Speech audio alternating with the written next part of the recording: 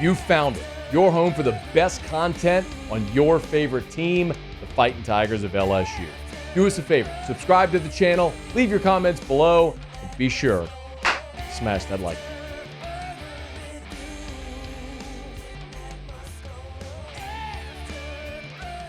Monday, we learned the AP Top 25 is out. Again, take the preseason Top 25 for what it's worth. It's just a little number that's going to be next to your name as you start the season.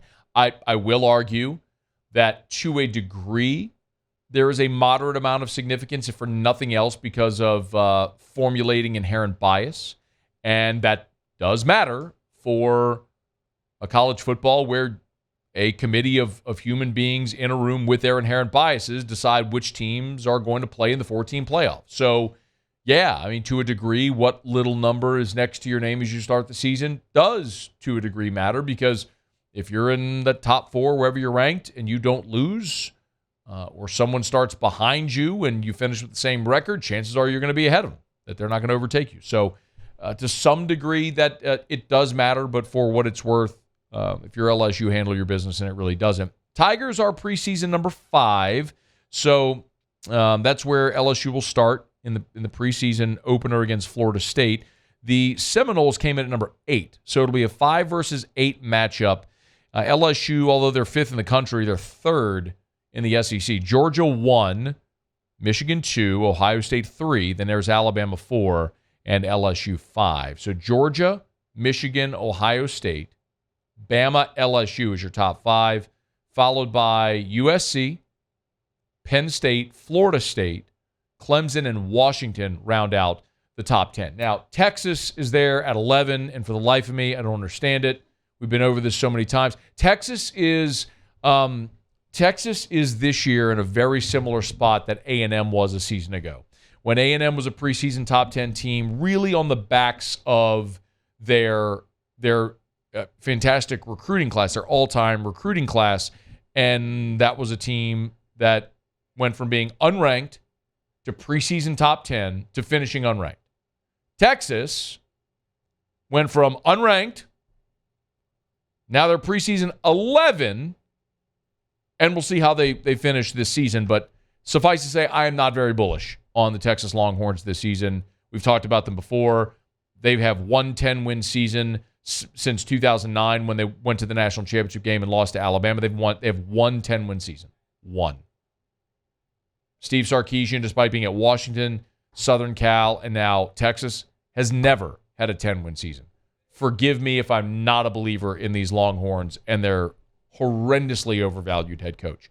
The team right behind them, however, I do believe is the team worth watching, and that's Tennessee at number 12 for a lot of reasons we've discussed. Tennessee, yes, they have to play Alabama and Georgia. They get Georgia at home, and that's even if they lose at Alabama. Tennessee, if they are what they started to show they could be a year ago, even if they lose in Tuscaloosa, could have Georgia at home in the second to final playing date for a chance to win the SEC East.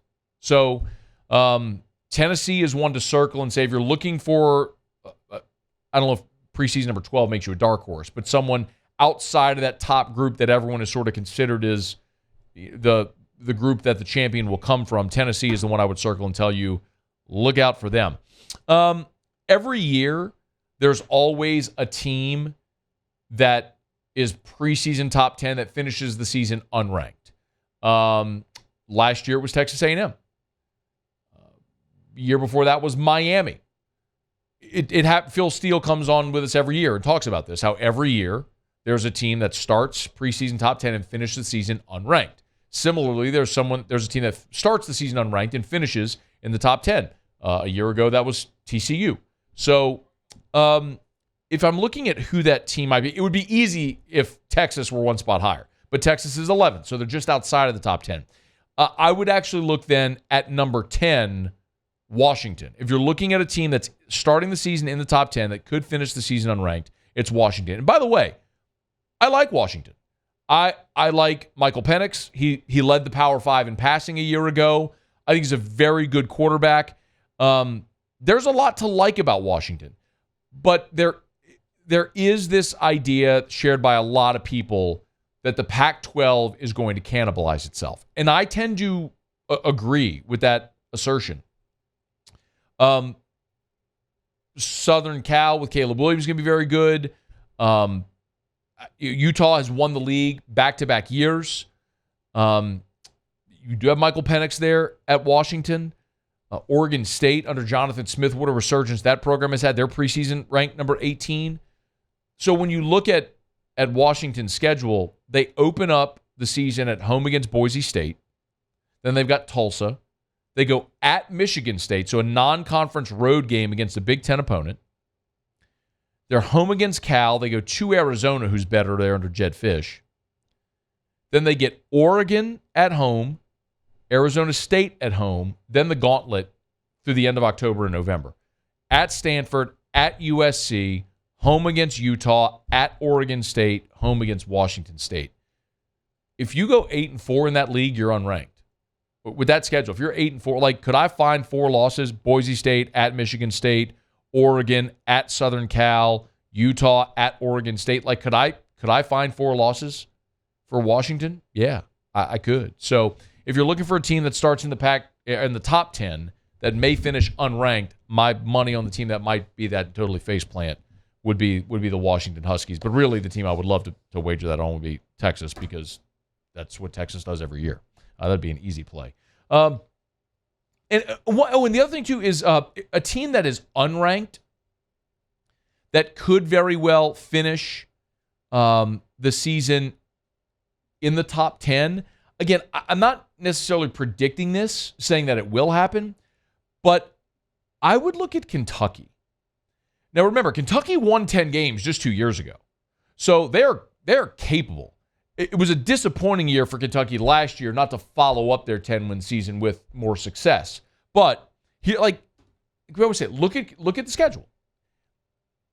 Kentucky goes Ball State, Eastern Kentucky, Akron, at Vanderbilt, home against Florida, which is a winnable game. They're at Georgia, which they'll probably lose. So conceivably, you're talking about which should be 5-1 at that point. You're home against Missouri, where you'll be favored. Could be 6-1. You get Tennessee at home. After an open date, you play Missouri, open date, Tennessee. Then you got to go to Mississippi State. You got Bama at home. And then you're at South Carolina, at Louisville to wrap up. Again, not predicting it for Kentucky, but like the road schedule is completely manageable. Their road games are Vanderbilt. I mean, Georgia, you're not going to win that game either way. So, but Vanderbilt, Georgia, Mississippi State, South Carolina, and then your Louisville game as your rivalry game.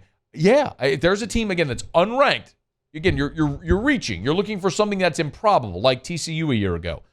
Kentucky bringing in Devin Leary at quarterback. They've got a bunch of 4th and 5th year starters. They're a veteran team again with a good quarterback. So that would be my pick if you're looking for someone sort of off the radar that could be the unranked team to finish top 10. I would say keep an eye on Kentucky. See, here's the thing. Somebody in the SEC East has got to finish second. So it's like we keep talking about how bad the East is. And it's true. Like, it's Georgia, and it's mostly because nobody can compete with Georgia. It's Georgia and then everybody else. Now, I tend to be higher on Tennessee this year. I need a little bit of validation that last year wasn't just a fluke, but I kind of feel like Josh Heupel's offense is going to be what Lincoln Riley's offense has been, where you are going to take new pieces, plug it in, and it's going to continue to churn, and they're going to put up a lot of points. So I'm higher on Tennessee than most, but somebody is going to finish second in that division. Like, somebody is going to go 6-2 in the league and finish second behind Georgia. So Kentucky and Tennessee are the best bets probably to do that. And if Kentucky can nip Tennessee, and again, that game is at home after a bye, then Kentucky could poise themselves to be that team this year. So AP Top 25 is out. LSU number 5, 5 versus 8 matchup. LSU and Florida State, the opener there in Orlando. Hey, thanks so much for watching. Please leave your comments. I love to interact. And be sure to hit the red subscribe button below.